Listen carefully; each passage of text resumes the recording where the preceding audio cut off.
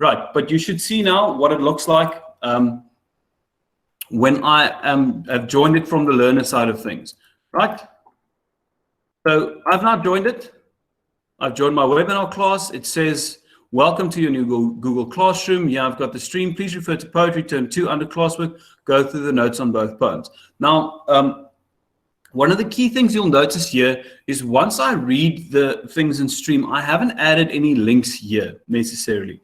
Now, obviously you can, if you enable the setting that everything that you post in classwork goes to stream, all the links will be accessible there as well. The reason why I don't do this is I want learners to get the sense that they need to migrate to Google Classroom, right? That they need to actually move to this platform, right? Or get to the classwork at least, so that they see what is happening here. If I click on classwork, I'll see there's a couple of things in here.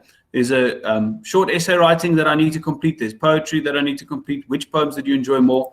And then term 2, there's the material that I can access. Okay, so if some of you are having trouble joining the classroom, just note it might be based on the account that you're using. Not all accounts will be able to join it. Any Gmail account should be able to join it.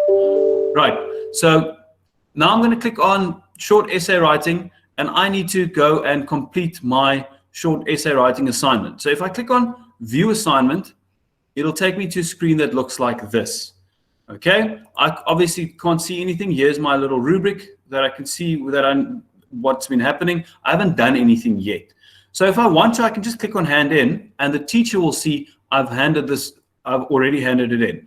Alternatively, I can click on this document, the untitled document. As we said, it's going to add my name to it. Unfortunately, it's a bit confusing now because there's two Jaco van Niekerk, the teacher and the learner. But I can also add or create. Now remember, I said bonus, upload a picture that tells 1,000 words. So I can add a link, or I can add a file from anywhere.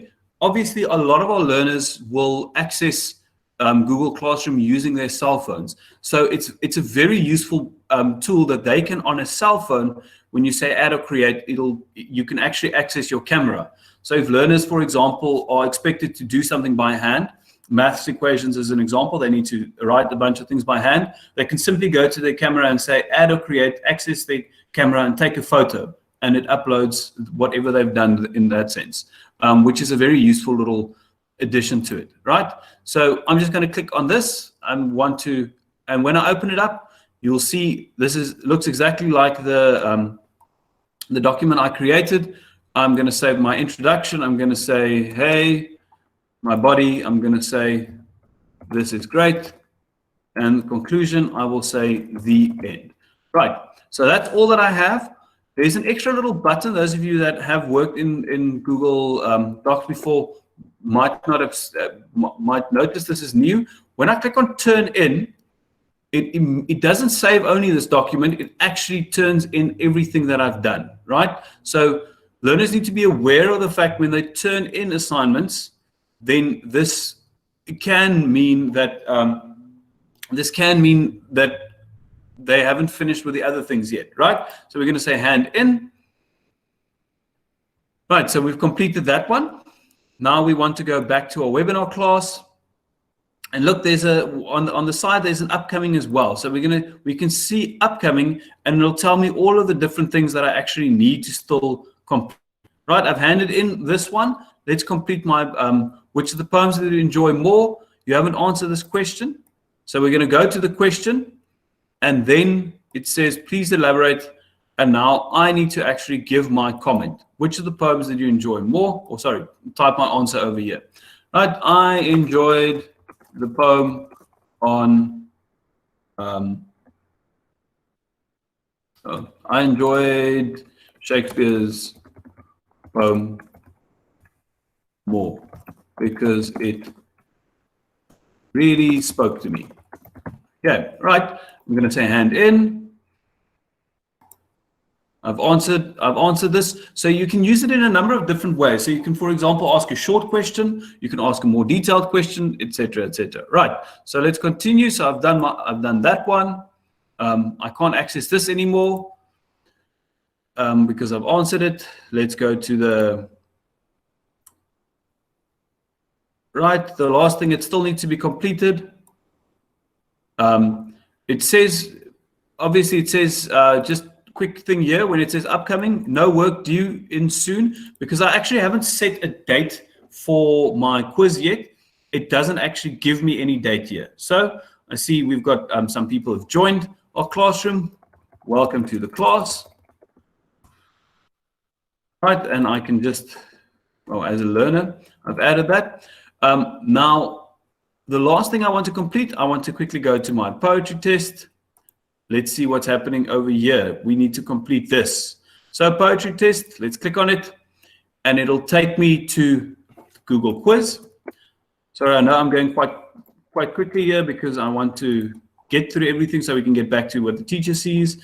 And next, and Sonnet 30, we're just going to select random answers and submit. Okay, so I've done it. I can view my score and see how it looks. Didn't go well, 1 out of 4. We can go back to the assignment as well. Right, the minute I've actually pressed submit on the form, it says I've submitted my, I've already submitted my test. So I don't have to click on the submit button again. Okay, so everything has now been done. We're happy. Now we can see what the teacher side of things looks like again. From the teacher side of things, let me just quickly mute you again. We'll see suddenly now, if I click on people, a couple of people have joined my classroom as well now. So they can see what things look like.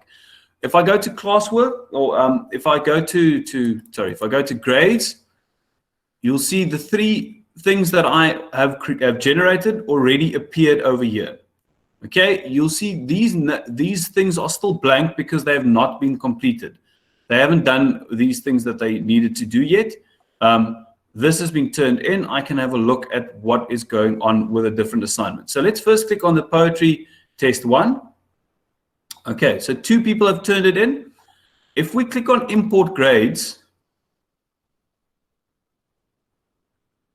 it will now go and look for the marks that have been for the people that have completed their assignment. Right now, you'll see this one has not been added, quite possibly because he did not enter the correct email address. So then we weren't able to pick it up successfully. Again, if you're using the G Suite version of this, the learners do not have to enter their email addresses manually. Their email addresses are automatically captured. So this makes it a lot easier and it makes it a lot easier to work, or it makes it the whole system works a lot better inside of that system, right?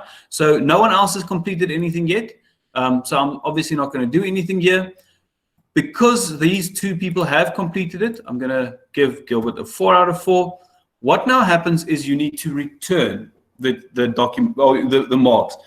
When you've marked something, the learners don't see what has happened until you actually click on return. So let's see, we're going to return the marks so that they can see what they actually have achieved here. Right, now we want to go back to some of our other assignments, just so that you can see the short essay. Right, the short essay writing. What happens now, I see we've got one person who's actually handed it in or turned it in. And let's click on this now. Right, so if you thank you. If you've got a broader spectrum, so for example, there's 4 or 5 categories, and one of the categories is anywhere between 15 and 20. You can actually go and select that one and still change the mark over here. One of the slight little flaws, however, is I can also change it to more than the maximum. So in other words, I can actually end up giving these learners ridiculously high marks. So 40 and 30, etc. So they can end up getting 120 out of 20. So just keep that in mind and be careful of not doing that. Right, so once I've done all of this, I simply click on return. I'm going to return the work to the student. I don't have to return it immediately. Once I'm finished with this, I can always exit the screen and come back and finish all of the different learners before returning it to to this individual. So when I go back here, I'll see over here, I've returned it, got 10 out of 10, the mark is automatically captured. It is one of the useful things of having a rubric, of actually having a rubric, and not only, oh sorry, the graded. The graded one, marks appear over here. Right, so now, once I click on grades, you can see there's a couple of marks that are coming in here. I've already got all of these marks generated. Now, one of the funny flaws is there's no import or export button over here. So when you want to export your marks, you'll have to click on one of the assignments, and then you'll see there's a gear icon over here that says copy all grades to Google's Sheets. So then it becomes very easy to copy and paste those into another worksheet that you might be using to record all your marks. I